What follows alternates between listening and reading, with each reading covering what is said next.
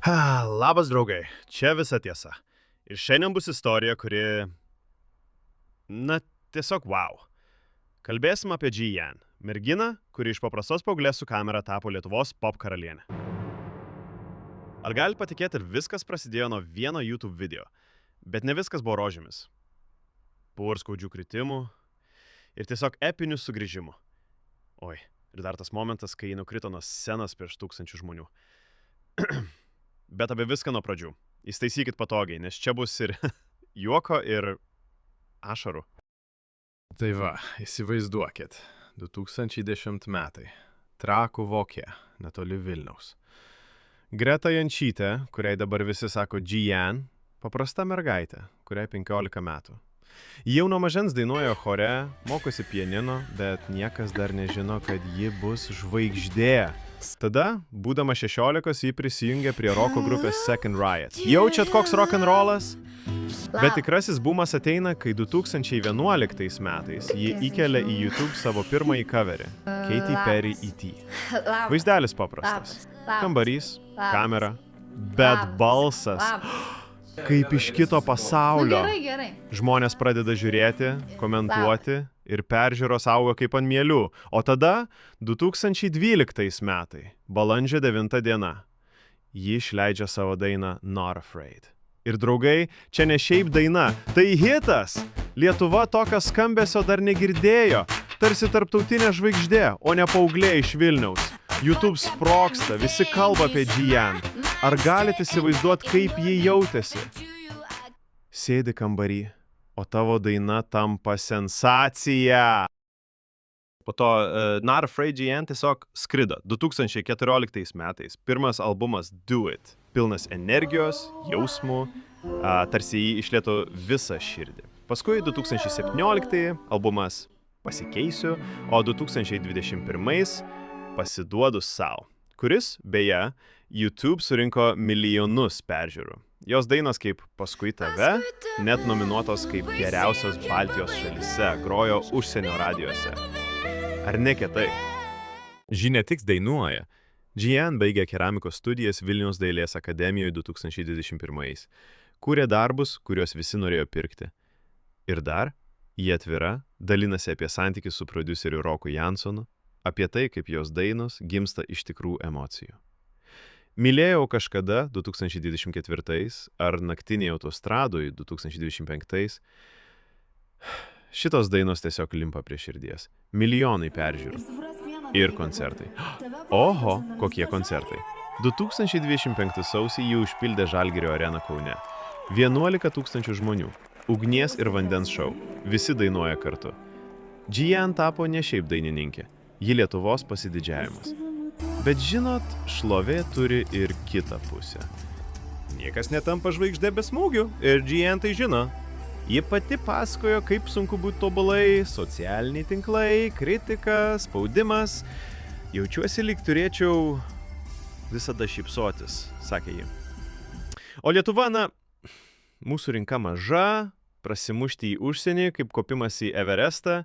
Kai kurios jos dainos, ypač lietuviškos, sulaukė ir prieštaringų komentarų. Ne visiems patiko perėjimas nuo angliškų hitų. Jautru, ar ne? Bet didžiausia drama dar prieš akis. 2024 metų Liepos 28 diena Granatos Live festivalis Ji-Yan. Lipa ant scenos po spalvingo Carrie show. Visi laukia jos pasirodymo. Ji dainuoja, energija liejasi ir staiga BAM! Ji krenta nuo scenos prieš tūkstančių žmonių, kameros viską fiksuoja, apsauga skuba padėti, socialiniai tinklai sproksta. Ar ji girta? Apsvaigus? Oi, kaip skaudu turėjo būti. Bet Ji-Yan atsistoja, tęsia koncertą kaip tikra kovotoja. Vėliau ji paaiškino, po jūros šventės nemiegojau. Buvau išsekus, o ne apsvaigus.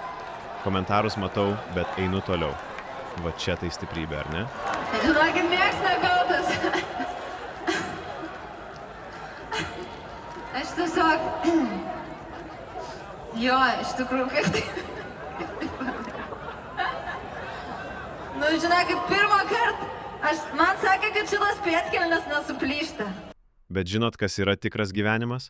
Po kiekvieno kritimo ateina pakilimas ir Ji-Yan tai įrodė kaip niekas. Vos po metų, 2025 rugpjūčio 23 dieną, Vilniaus Kalnų parke, didžiausias jos koncertas po atvirų dangumi. Tūkstančiai gerbėjų, istorinis choras, šviesos, o jis scenoje. Tarsi nieko nebūtų buvę. Net kai technika šiek tiek pavedė, ji kreipėsi į minią taip jautriai, kad sako, net ašaros blizgėjo akyse. Iš tikrųjų, visada, kai darom tokio masto koncertus, bandom juos daryti tokius, lyg jie būtų paskutiniai. Ir šiandien viena dalis to koncerto nepavyko.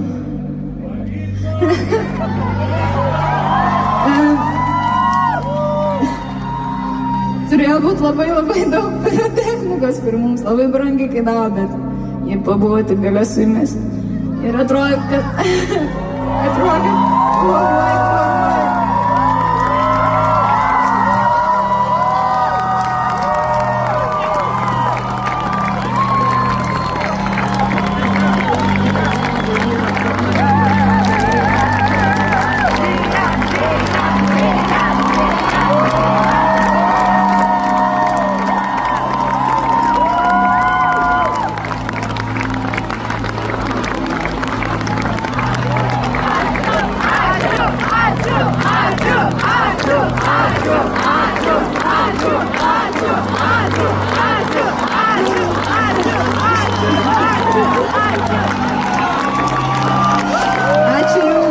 Ačiū Jums, tikrai labai ačiū.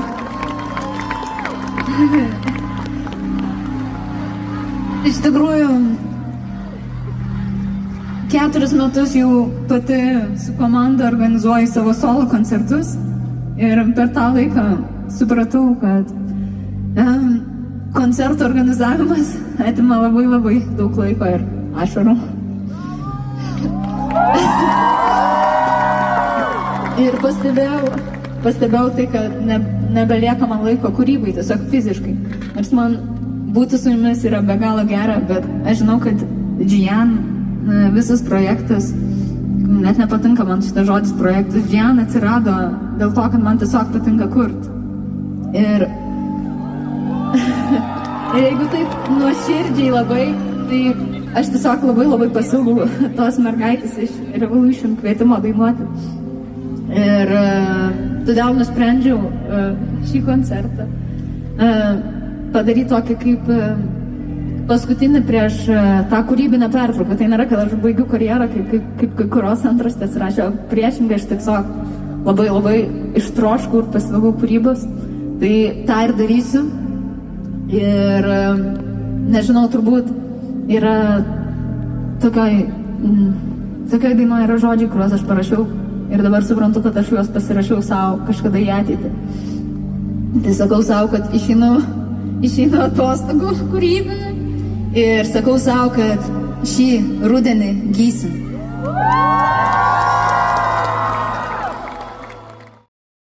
Tai štai, draugai, Ji-Yan istorija.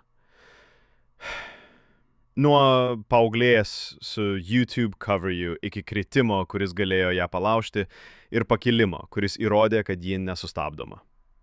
Ji mums primena, nesvarbu kiek kartų krenti, visada gali atsistoti. Kokia jos daina jums labiausiai prie širdies? O gal turit savo istoriją apie kritimą ir pakilimą? Rašykit komentaruose. Jei patiko, spauskit like, prenumeruokit, dalinkitės ir susitinkam kitam video. Ačiū, kad buvot kartu.